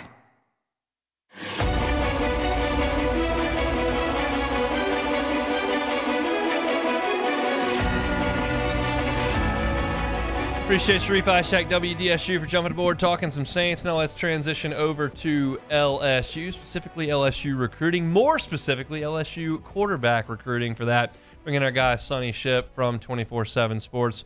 That's over at Go 24/7. Glenn West was with us about 30 minutes ago. Now Sonny joins us. Sonny, how we doing?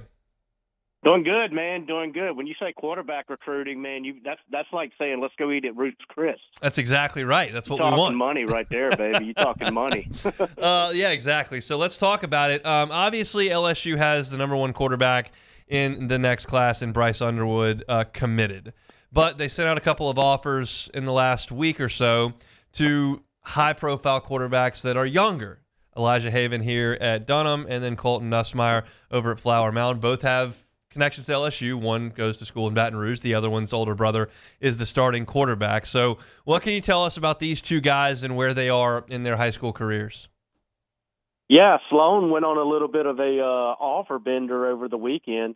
Dished out 5 at least that we know of and that we've seen reported for the 2027 class. And you know, it's always nice when you can start in your own backyard, like you mentioned with Elijah Haven, the number one quarterback, number one prospect overall in the 2027 class on 24/7 Sports. And, you know, he's a guy that Sloan went and watched play Thursday night. And statistically speaking, it wasn't one of Haven's best nights, although he did have a big run late in the game that really helped Dunham pull it out. But he did obviously showed Sloan enough to where he picked up the offer, and that was one that I think a lot of people thought was going to be coming. And then with Nussmeier on the Nussmeier tweeted his out on Saturday, and that's another one that you felt was coming just because of those ties that you alluded to.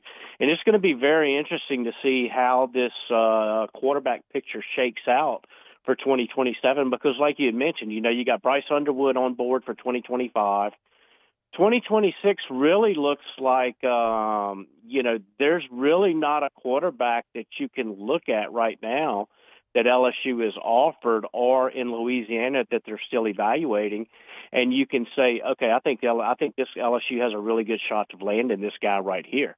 And I think a big part of that is because of that 2027 class and how many guys you have in there that have ties to the program that that LSU likes a lot, and that Sloan feels like he has a really good chance of signing. So these next two quarterback cycles are going to be very, very interesting to sort out from a recruiting point stand.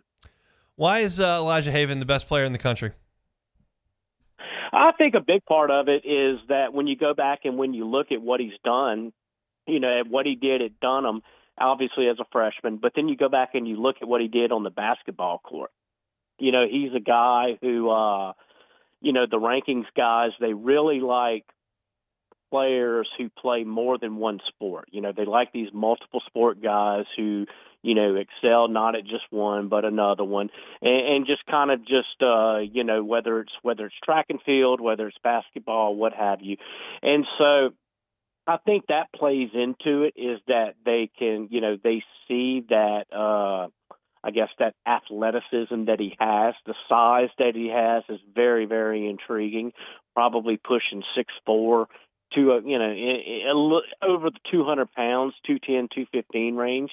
And so when you look at the measurables and when you look at the athleticism and then you watch him throw the football and then you say, oh, wow, yeah, this kid is only 15 years old too. There's a lot to like in that body of work. And let's talk about Nussmeier. Obviously, he's another sophomore, but he's listed here on 24/7 as 6'3", 180 pounds, and is a 5-star on the composite, 4-star by 24/7 Sports, number 18 nationally. What do you think about his game?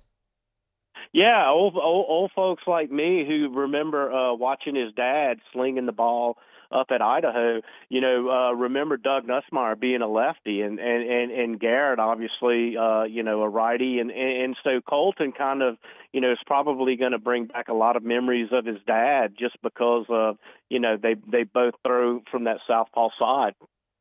But I think that he's going to, he's a guy who probably, whereas you look at Haven and you say, okay, he's number one, you feel good about that right now. I think with Nussmeier, Nussmeier is going to have a lot of opportunities to really push for that number one spot because, the more that they see these kids in certain settings, the more film that they see on them, the more they see them throwing at camps and 7-on-7 settings and all of that. Just a bigger body of work that you get, I think you're going to see that there's not as much of a difference between Elijah Haven and Colton Nussmeier, maybe as it may seem. And granted, you got one who's 1 and 1 is number 3, so there's not a big difference with that to begin with. But I want to say Nussmeier's like 18 in the country right now overall. Yep. So if they were awarding the 5 stars to the top 32 players in that class, like they do every class, Nussmeier would be a 5-star too. So I'm anxious to see Nussmeier throw a little bit more, see how his body progresses, see how the arm strength comes along. Is he one of these guys who can who can just whip the ball out there? Or does he have one of these, I hate to pick on southpaws, but does he have one of these, typical lefty loop-de-loop throws like we've seen, kind of like a Max Johnson, just, I don't know what it is, but it seems like the lefties, they always struggle to push that ball out there. All right, so LSU's plan here. You've got a couple of really talented quarterbacks with ties to your school, either geographically or actually blood ties here. I would imagine it's unlikely that they can get both of those guys into one class. So how do you work that recruiting angle? I don't see how you can. I don't see how you can get two guys of that magnitude into this class. It's always hard. Even before NIL, it was hard to get two quarterbacks in the same class. And now with NIL, I mean, look, anytime you put 5 stars next to a kid's name, I mean, in the age that we're in now, you just know that, okay, that's going to cost some money. That's going to cost some funds right there. And, when you consider that you've got two guys who both feel like, okay, they're a QB1 in whatever offense that they're going to go into, I just don't see any way that you could get 2 of the 5 guys that Joe Sloan has already offered in that class. As far as how do you navigate that, it's going to be very interesting to see, because you've got, you've obviously got Elijah Haven in your backyard. You've got Colton Nussmeier, who is in Texas, but as many ties as the family has, as well as Joe Sloan knows, the family and everything. It's almost like you got 2 kids who in the same class, at the same position, in the same family, who have everything that you're kind of looking for. So how do you make that pecking order? I'm sure Joe Sloan's never going to tell you. I don't even know if he would put it up on the recruiting board to let that leak out. But, he's got a 1-2 when you're trying to rank these guys. I honestly think that the best approach, that when you're looking at a situation like this, because if you look at the top 10 quarterbacks in the 2027 class, only one of them is committed right now, and he's committed to Ohio State. He's a California kid who's committed to Ohio State. And so I don't think that you're up against the clock or anything. So I think you still have some time to let all of this work out. But I think anyone who told you, okay, man, for 2027, I think it's going to be this guy right here. Whew, I would put my money. I would feel comfortable saying I think it's going to be either Haven or Nussmeier. But man, outside of that, I wouldn't even begin to know where to go. It's going to be very, very interesting to see how all those dynamics play, whether or not Garrett's here next year or not, where Joe Sloan is. If he moves on, assistants generally don't stay one place too long, and Joe Sloan's now been here for 4 years. So it's just, there's a lot of dynamics at play there. Especially talking that far out. I know. Talking about 2027 here. We're sitting in 2024. So we'll see. I know y'all will be all over it at 24/7. We appreciate a little bit of time today, Sonny. Absolutely, man. You have a great day, brother. He is Sonny Ship. Go 24/7. Does a great job on the recruiting beat. And it's a very, very interesting situation that LSU finds itself in. It's a good problem, and I use a problem in air quotes, to have if you've got 2 guys that you'd really like to take, but really can only realistically get one of them.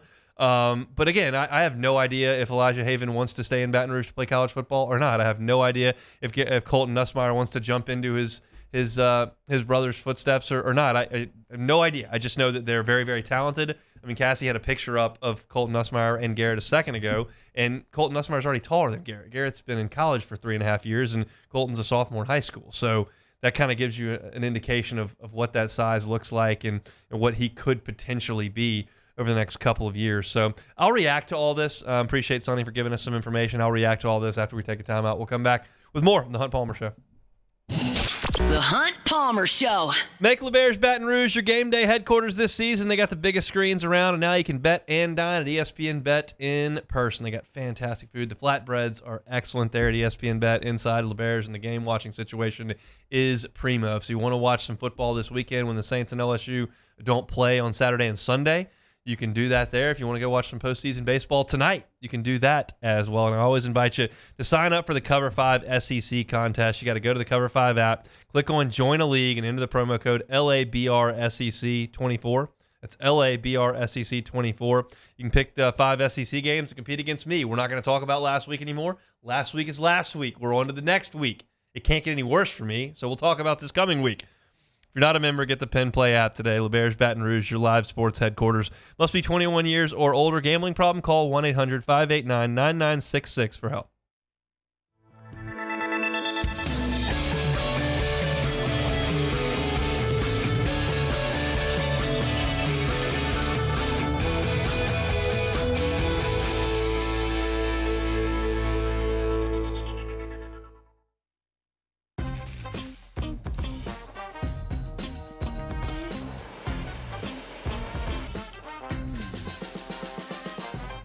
The best-kept secret in town is out. Discover Tallulah at the Renaissance Hotel on Bluebonnet.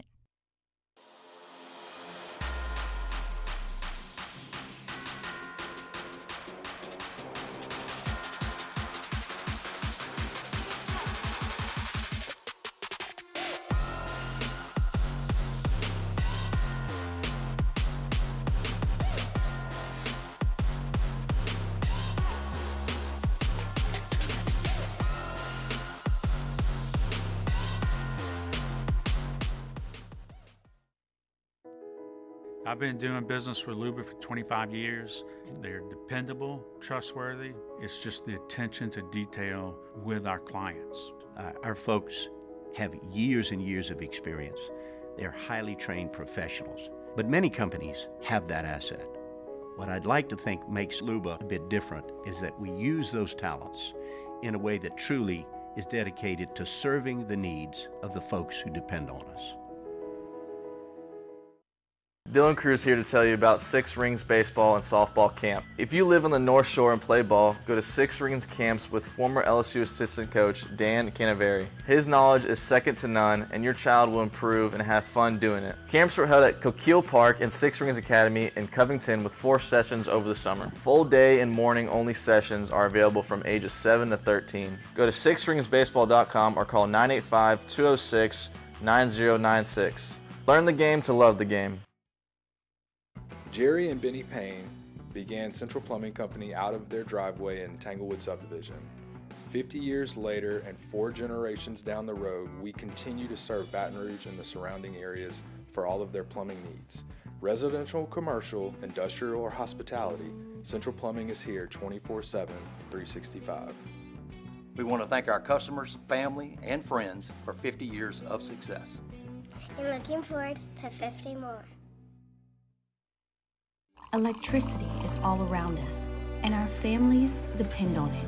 Every day is sparked by the power of a cold drink or a warm meal, a movie night, and a comforting light at the end of a dark hallway. From sunrise to sunset, playtime to bedtime, our team is ready to take care of your electrical needs. You're listening to The Hunt Palmer Show, brought to you by Plucker's Wing Bar.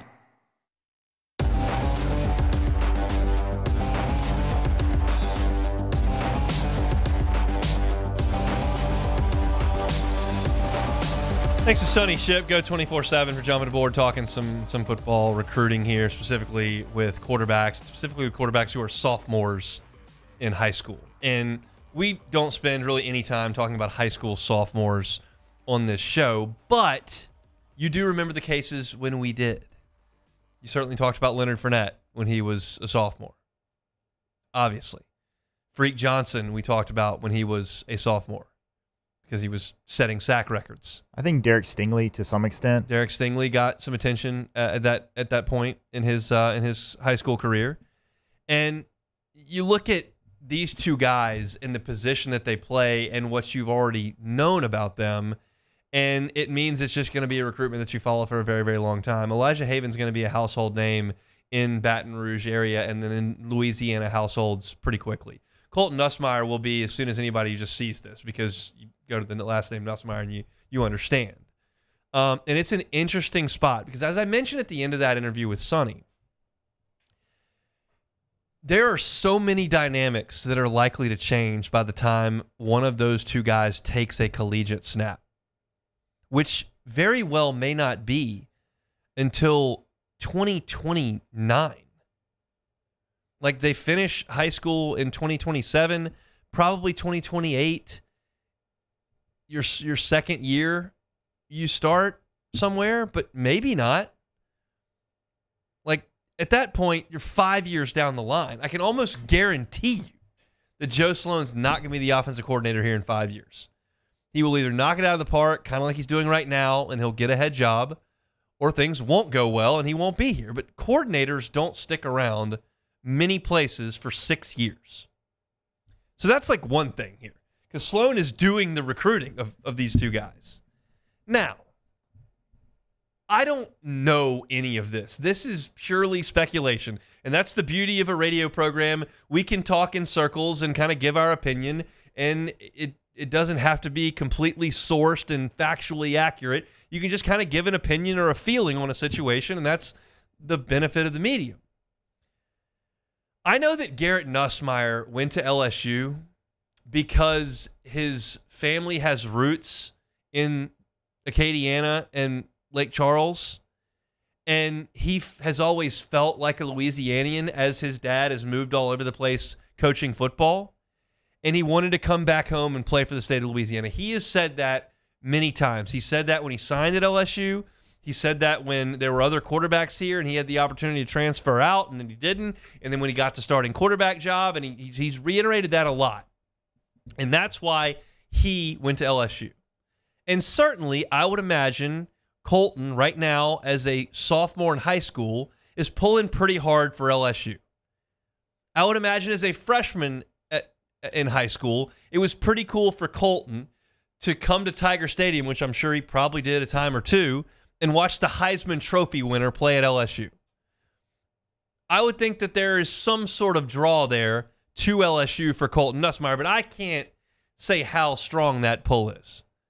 I don't know how much he cares about NIL. I don't know how much he cares about the state of Texas. Does he want to go play at the university? Like, he could go anywhere at this point. If he's going to be a 5-star quarterback that is a sophomore, is 6'3", 6'4", and 185 pounds, like, he's going to get offers from everybody, and he could go wherever he'd like. And I have no way of knowing whether or not he wants to do what his brother did. Some folks do. Some folks don't. There's no way for me to know. Now, Elijah Haven, on the other hand, I feel like folks in his position more often than not go to LSU. I realize that we highlight the high-profile players from the state of Louisiana that LSU doesn't get. I know we talk about Landon Collins. I know we talk about Greg Robinson. I know we talk about, there's a long list of guys that have gone elsewhere. But more often than you talk about, Devontae Smith, but those are few and far between. The vast majority of very high-profile players from the state of Louisiana go to LSU. And Elijah Haven is a high-profile player from the state of Louisiana who goes to school in the same city as LSU. And I would feel, without, again, knowing much of anything, that LSU would have a really good chance to get him should he decide that's what he wants to do. But I don't know. He's a heck of a basketball player. He's a number one quarterback prospect in the country, and he'll have offers from everybody in time. The interesting thing is not whether or not LSU could sign Colton Nussmeier or not whether or not they could sign Elijah Haven. It's the fact that these are two targets that are so closely related to LSU, either by geography or by their brother being here, that you would feel like LSU had a great chance in either case, but when you put the two cases together, it makes things really tough. My guess is, if you're Brian Kelly, that you're looking at this going, okay, I've got two big old fish in a tiny little koi pond here right outside my coach's office. And I don't have to get them both out of there, but I got to get one. And if you can get one, then you feel like you've got a situation where you go Garrett Nussmeier to Bryce Underwood to one of these 27 kids.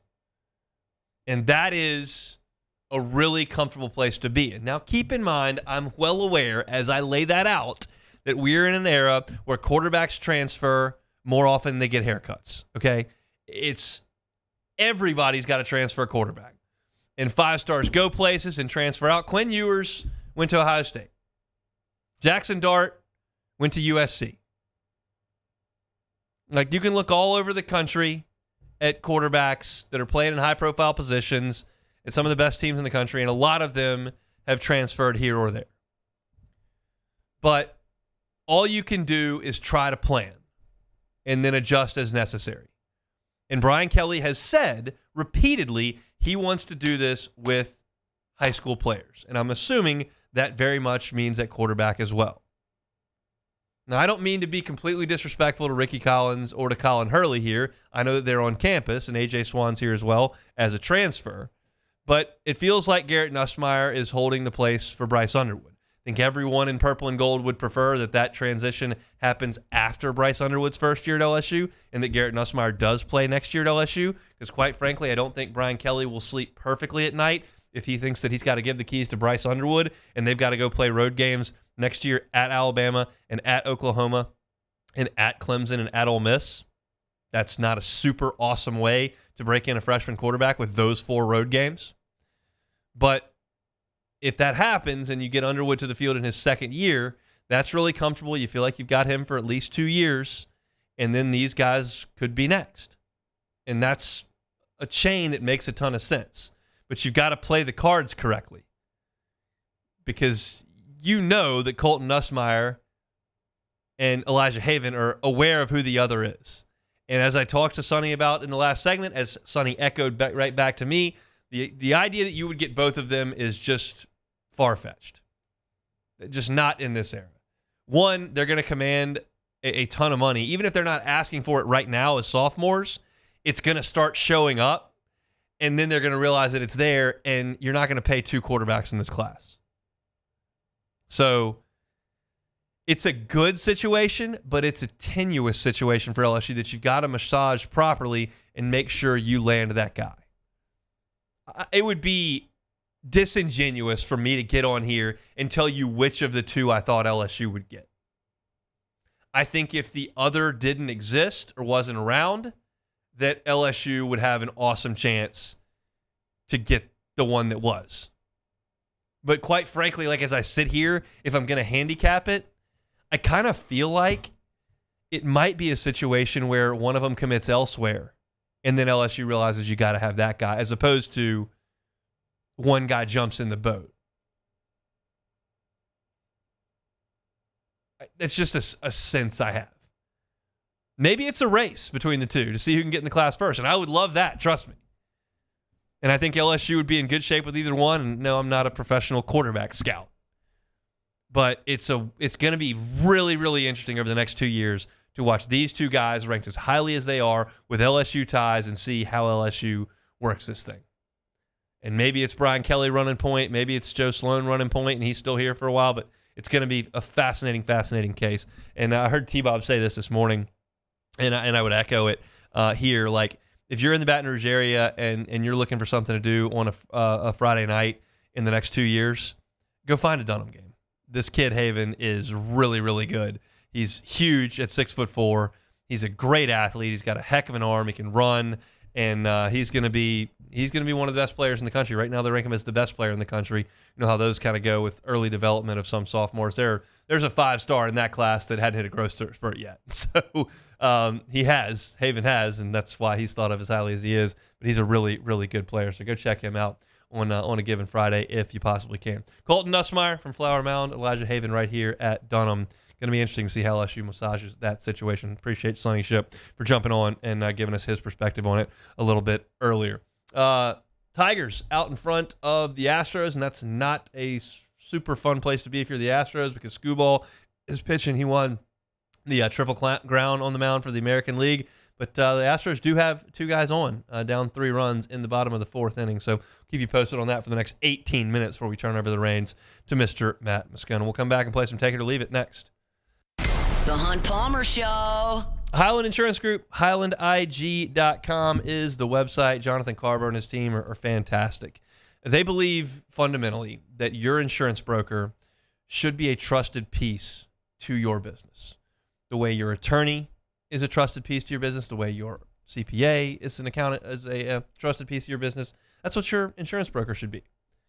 And you should turn over the responsibility of making sure that your insurance is right to them. Certainly they're going to walk you through it. They'll explain the coverages, the lines that you need, deductibles, co-insurance, and all the things that business owners may not be keenly aware of because they're trying to run a business. Trust your insurance broker to handle that. If you're just looking for your insurance broker to make sure that you can save 4%, that's part of the gig, but it's the less important part. The important thing is making sure that something doesn't slip through the cracks and there's a crisis, whether it's a storm or a car accident or a cyber breach or a lawsuit, and you're not covered properly because you were trying to angle to save that money on the front end. They'll work for you to make sure that you've got the best coverage at the best price. But they're going to make sure that you're covered. And that is the most important thing. Can't think about that after the situation. You got to think about it on the front end.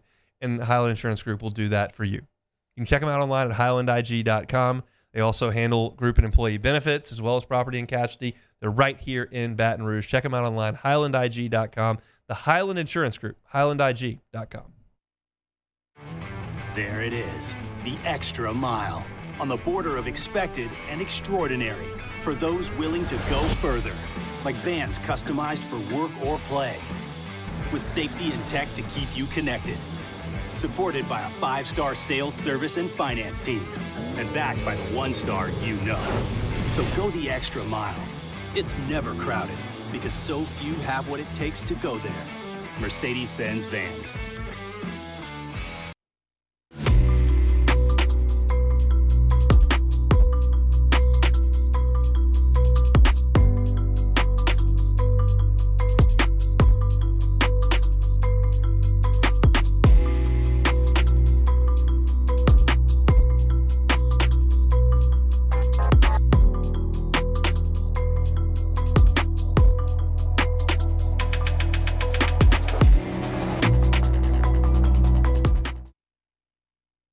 Breck teamed up to reimagine your parks, and you imagined big. With your help, we went to work, creating 12 beautiful community parks across the parish. A family-sized water park, miles and miles of trails, and parks just for your dogs. There are more places to splash, to explore, to run wild, and even soar. You imagined, we delivered. Gold. Breck, your #1 park system in the nation. Hey, it's Matt Moscona. For years, you've heard me tell you about Insurance Network of Louisiana, helping you find better coverage for less money. But it's not just for your home and auto. They also offer commercial property. So, retail stores, professional offices like doctors, dentists, attorneys, clothing boutiques. Insurance Network of Louisiana can find you better coverage for less money. They service the entire state of Louisiana, and they're local. So call today at 293-0450 or lainsurance.net. Gulf Coast Office Products is a nationally recognized Savin office equipment dealer based right here in Louisiana. Over 100 employees strong, Gulf Coast has the boots on the ground to support all vertical markets, from education, engineering, legal, and finance. With the latest in office technology, from desktop to production segment units, Gulf Coast and Savin have the perfect fit for you. Call 225-756-2644. That's 756-2644 for Gulf Coast Office Products. I've been doing business with Luba for 25 years. They're dependable, trustworthy. It's just the attention to detail with our clients. Our folks have years and years of experience. They're highly trained professionals. But many companies have that asset. What I'd like to think makes Luba a bit different is that we use those talents in a way that truly is dedicated to serving the needs of the folks who depend on us.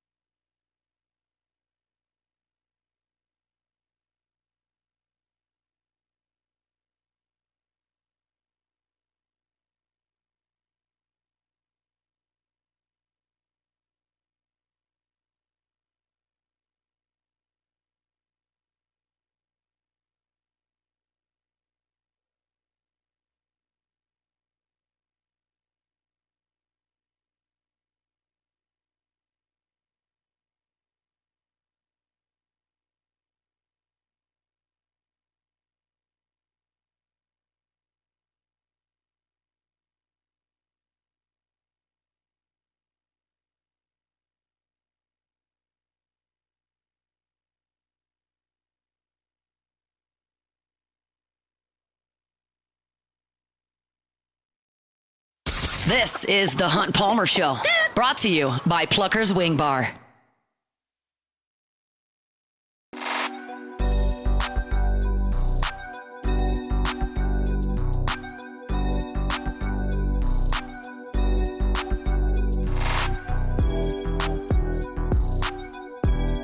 congratulations to Roy Bearmore from Baton Rouge and Jonathan Bryant from Metairie. Roy and Jonathan are the Week 5 winners in our 2024 Pick'em contest, and each wins a Hooters wing party for 10 people. Don't forget to make your picks for round 6 by Thursday. This Thursday at noon, weekly winners will receive a Hooters wing party for 10 people, and the first place season-long champion will receive a 75-inch 4K flat-screen TV and soundbar plus free Hooters wings for an entire year.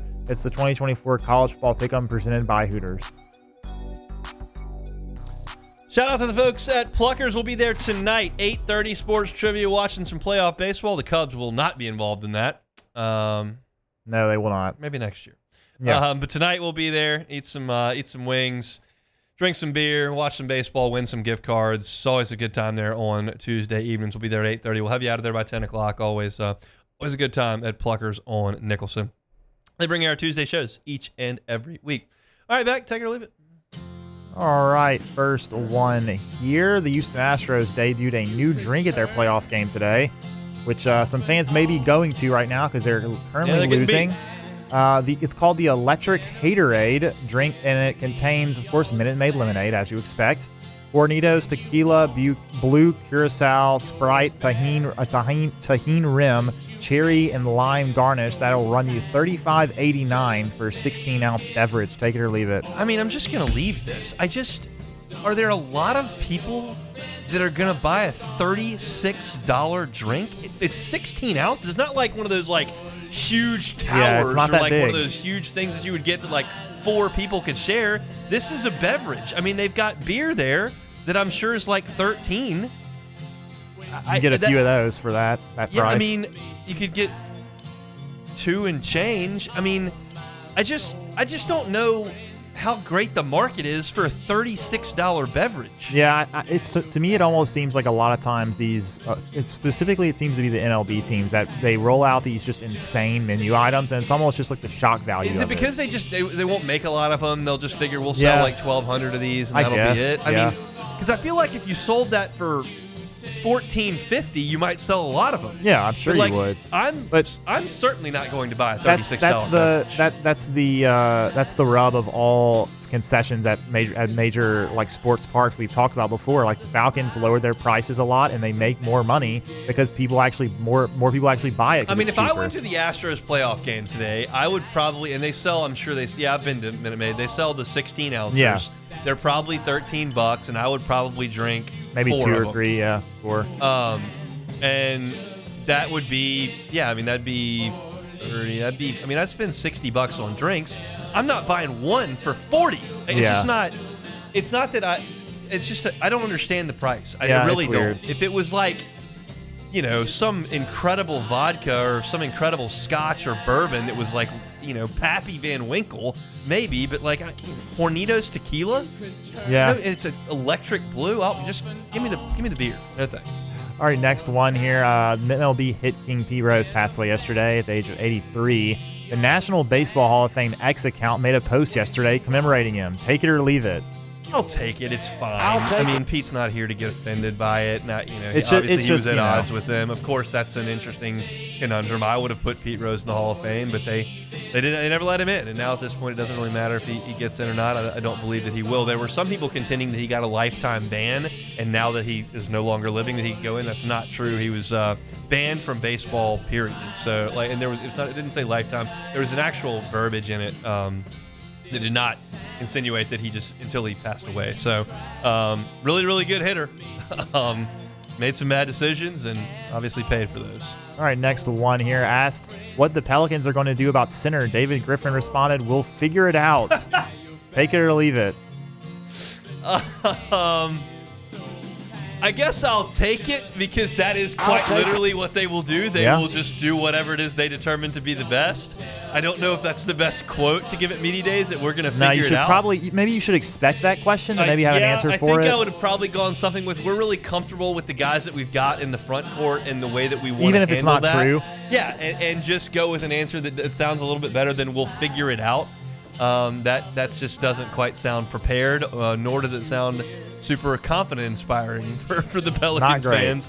And it was media day. It wasn't like he was caught off guard. Like he was literally going up there this wasn't the, to talk about the team on media day. This wasn't the Sammy Sosa interview. I didn't expect you to ask me that question. Yeah, that's a tough scene. Last one, there are rumors that Davante Adams will be traded by the Las Vegas Raiders. Adams to reunite with Derek Carr again. Take it or leave it.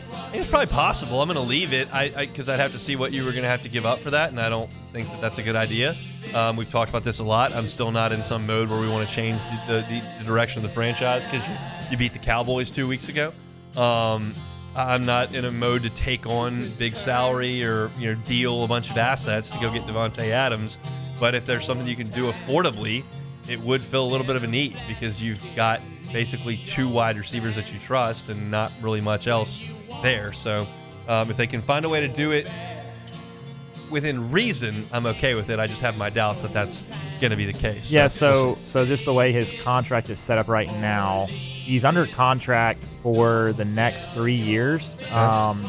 There is a potential out in 2025, but his base salary is going to be $35 million next year. So, so to me, it seems like this would be if anyone's going to trade for him this year, they probably wouldn't keep him after this year. So I don't know. That doesn't sound great, but I mean, we do know obviously Derek Carr and Davante Adams played in college together, and they played in the Raiders. So I mean, I'm sure he would like to have him, but I'm sure he would. Probably not in the books. Probably not. That's it for Tuesday edition of the Hunt Palmer Show. I'll open things up today. Talking about what I want to see from LSU in this bye week. Are the Saints using Taysom Hill too much? I don't think so. I gave my thoughts on that at 1:15. You can check that out at YouTube, Hunt on Saints. Glenn West talking Tigers. And we had Sharif Ishak talking Saints and Sonny Ship on LSU football recruiting. You can find that at Hunt on LSU. It'll be up a little bit later this afternoon. That's it for us. Matt's going to drive you home on After Further Review. We're back tomorrow, same time, same place. Have a good Tuesday. Hunt Palmer Show.